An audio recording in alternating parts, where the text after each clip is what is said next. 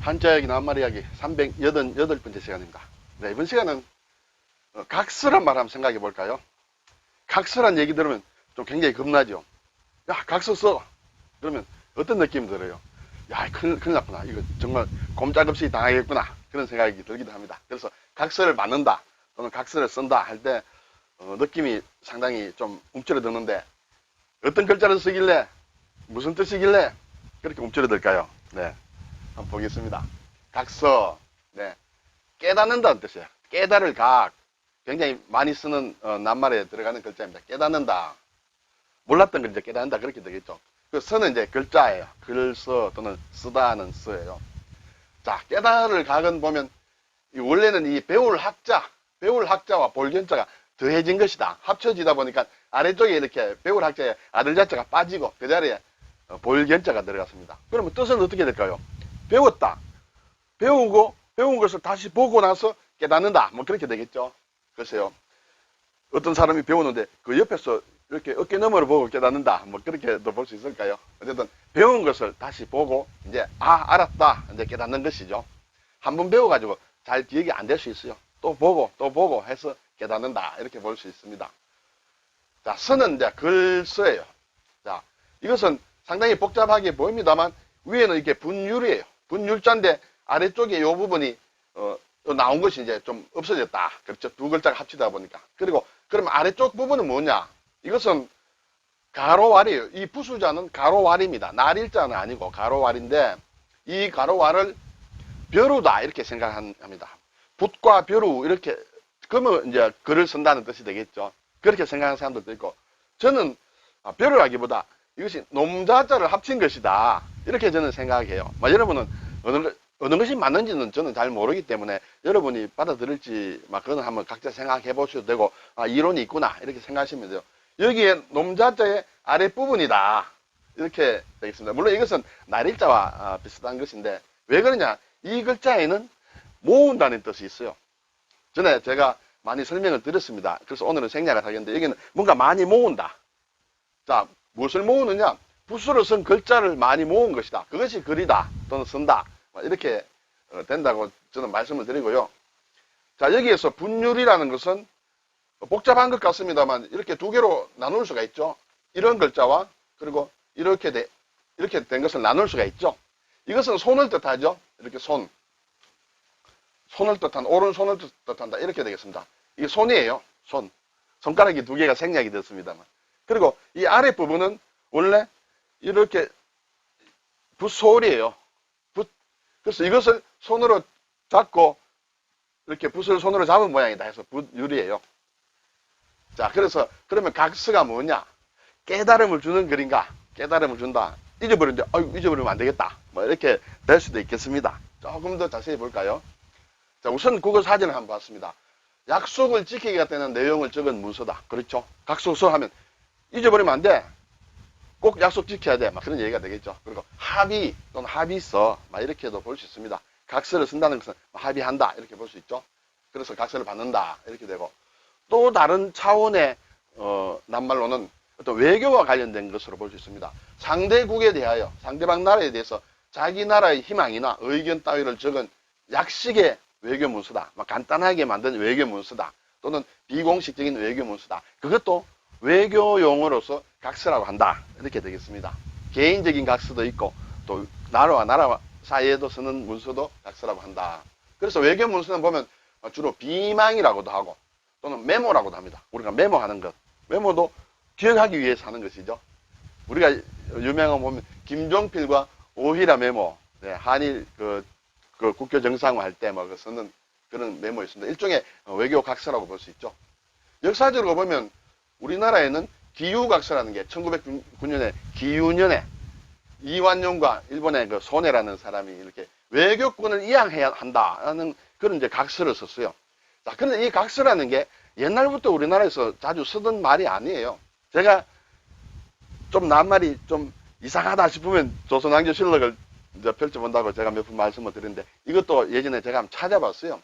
조선왕조실록을 보니까 딱 4번 나옵니다. 그것도 고종 때 1번, 순종 때 3번. 그러니까 사실은 일본 사람들이 먼저 쓰던 말이다. 그래서 일본과의 외교 문건에만 사용 4번이 나온다. 이렇게 되겠습니다. 자, 우리가 개인적으로도 각서서라면 상당히 떨리는데, 이완용이가 외교권을 이양하도록 각서를 썼을 때 별로 떨렸을지 안 떨렸을지 몰라도, 왜냐하면 거의 사용하지 않던 낱말을 가지고 각서 썼어 막 이렇게 된 것이죠. 어쨌든 그런 조금 우리가 어려울 때 쓰던, 우리나라가 전체가 어려울 때 쓰던 막 그런 용어다. 이렇게 되겠습니다. 자, 깨달을 각을 조금 더 살펴보겠습니다.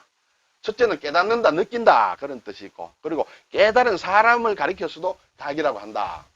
그래서 감각이다, 느끼고 깨닫는다, 느낄 감이죠. 각오다, 오자도 깨닫는다는 뜻이에요. 깨닫고 깨닫는다. 그리고 자각한다, 스스로 깨닫는다, 스스로 느낀다. 각성한다, 성이라는 것은 술에 취해서 이렇게 깨는 것을, 술 취했다가 이렇게 정신 차리는 것을 성이라고 합니다. 깨닫고 이제 술에서 깨어난다 이런 뜻이 되겠죠. 그리고 선각이라 하면 깨달은 사람을 얘기합니다. 선각 또는 선각자라고도 하죠. 자자를 붙여서. 근데 선각만 해도 깨달은 사람을 얘기한다 이렇게 되겠죠. 우리가 한자를 알게 되면 그냥 예를 들어서 한자를 전혀 모르는 사람에게 감각이다, 각오다 뭐 이런 한자 낱말을 주고 이거는 정확한 뜻이 무엇이냐 이렇게 물으면 상당히 당황하게 됩니다. 결과적으로 얘기를 해서 비슷한 뜻으로 갈 수는 있지만은 정확하게 한자를 알면 아, 느낀다, 깨닫는다, 느껴서 깨닫는 것이 감각이다 이렇게 얘기가 바로 나올 수 있어요. 네, 그것하고 정확하게 이게 감자가 느낄 감인지도 모르고 각자가 깨달을 각인지도 모르면 단지 감각이라는 것은 뭔가 느끼는 것 같다, 거기서 끝나거든요. 그래서 한자를 어차피 우리가 쓰는 낱말이니까 그 쓰는 낱말에 기본되는 글자를 알아야 뭔가 낱말의 뜻이 나오겠죠. 그래서 한자는 저는 말씀드립니다만 우리가 생활 속에서 한자 쓸 필요는 없다고 생각합니다. 한글로 쓰면 좋아요. 편하고 기계화됐고. 그렇지만 한자는 알아야 된다. 알고 있는 사람은, 한자를 알고 있는 사람은 순 한글로 써도 전혀 불편하지 않아요. 한자를 모르면 순 한글로 써놓으면 뜻이 헷갈리는 경우가 많다. 그리고 한자를 알고 그러면 쓰는 건 또 불편하다는 것이죠. 그래서 저는 배우자, 안 써도 된다. 배워놓으면 한글로만 써도 충분하게 잘 통한다. 그러면 배우는데 어려우냐? 너무 어려우면 또 곤란하죠. 따지고 보면 별로 안 어렵다는 게 제 생각이에요. 제가 쭉 강의를 하는 것도 따지고 보면 별로 어려운 게 아니다. 1800자 강의를 제가 했습니다만, 그래서 잠시 시간을 내서 한번 배워놓으면 크게 이렇게 복습하지 않아도 대략 압니다. 아, 이런 글자가 있었을 거야, 이것일 거야. 그러면 답이 나온다 이렇게 되겠어요. 자, 두 번째 깨달을 각은 기억한다는 뜻이 있어요. 물론 기억이라는 것은 뭔가 깨달아야, 잊어버린 것을 깨달아야 기억이 되겠죠. 이때 쓰는 것이 각서입니다. 결국은 기억하기 위한 글이다 하는 것이에요. 뭔가 각서를 쓰라 할 때 깨닫는 문장이 아니고 기억하는, 잊어버리지 않도록 한다 이렇게 되겠죠. 그래서 각서의 각은 깨닫다는 뜻보다는 기억한다는 뜻으로 기억할 필요가 있다 이렇게 되겠죠. 그리고 이제 나타난다, 갑자기 나타난다. 깨닫는 것도 잊어버렸다 갑자기 깨닫듯이 보이지 않던 것이 갑자기 나타난다. 그것도 각이에요. 아, 발각됐다, 아, 드러났다, 발각됐다 할 때도 엄밀히 따지면 이란 뜻이 조금씩 다르다 이렇게 말씀을 드리겠습니다. 그리고 이제 각서는 이제 잊어버리지 않도록 하는 것이 이제 각서라고 했는데, 비망이란 말과 비슷합니다. 그렇죠? 비망, 비는 준비한다는 뜻이에요. 대비한다는 뜻이에요. 망은 잊어버린다, 잊어버릴 것을 대비한다. 그래서 기록을 한다, 기록을 하거나 하여 잊어버렸을 때를 위하여 대비하는 것을 비망이라고 한다. 그래서 비망록이라는 것이 있죠. 아, 내가 잊어버리지 않도록 쭉 글을 써놓는 게 비망록이다. 불망기라는 것도 마찬가지예요. 잊어버리지 않도록 기록하는 것을 불망기라고 한다. 그리고 우리가 가끔 보면 뭐 문서를 만든다거나 할 때 비고란 말을 많이 씁니다. 비고. 그렇죠? 비고나 문서를 만들고 옆에 공란을 놔둬놓고 그게 비고라고 적습니다. 나중에 혹시 참고될 만한 사항, 참고입니다. 참고될 만한 사항을 적기 위해 준비해 놓은 것이 비고다 이렇게 되겠죠. 네. 자, 오늘 각서, 잊어버리지 않도록 하는 것이 각서입니다. 비망록, 비고, 수고하셨습니다.